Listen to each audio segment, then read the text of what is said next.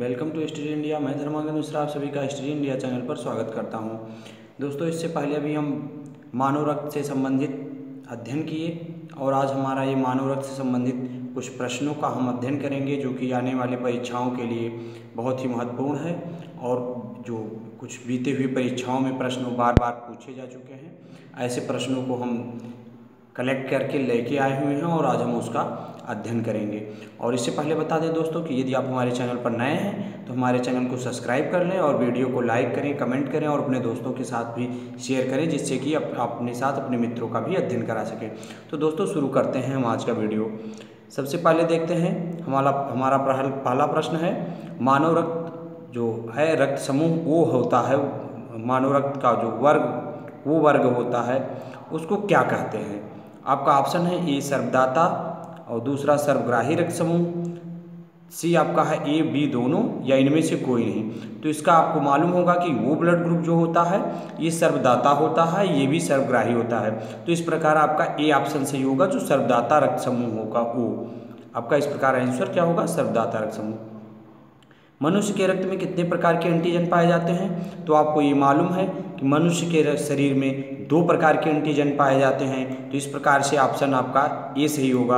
आप अध्ययन किए हैं वीडियो में कि आपको बताया गया है कि मनुष्य के शरीर में एंटीजन 2 प्रकार के पाए जाते हैं, वो एंटीजन ए होते हैं और एंटीजन बी होते हैं।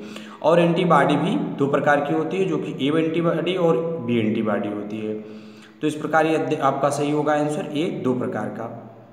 अगला प्रश्न देखते हैं, रक्त समूह की खोज लैंडस्टीनर ने किस वर्ष की थी।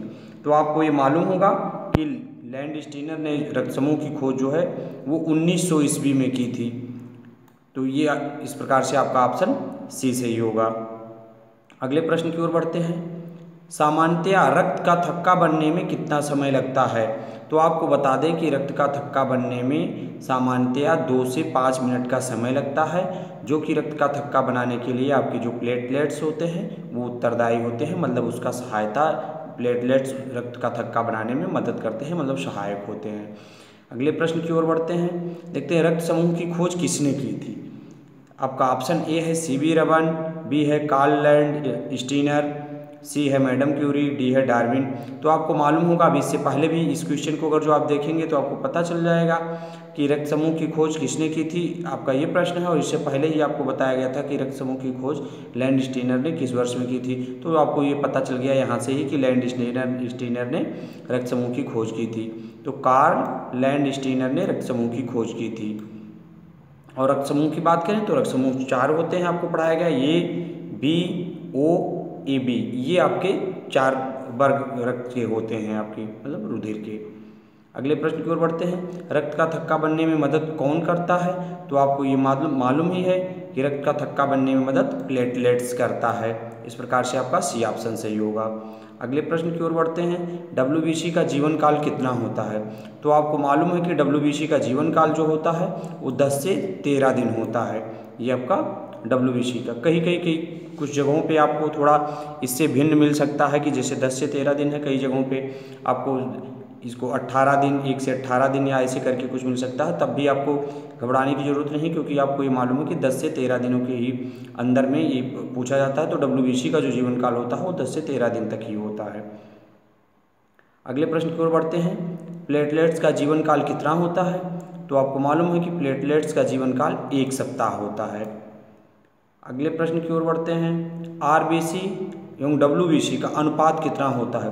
तो RBC और WBC का अनुपात जो होता है वो ये सही होगा 600:1। ये RBC एवं WBC का अनुपात सही अनुपात होता है।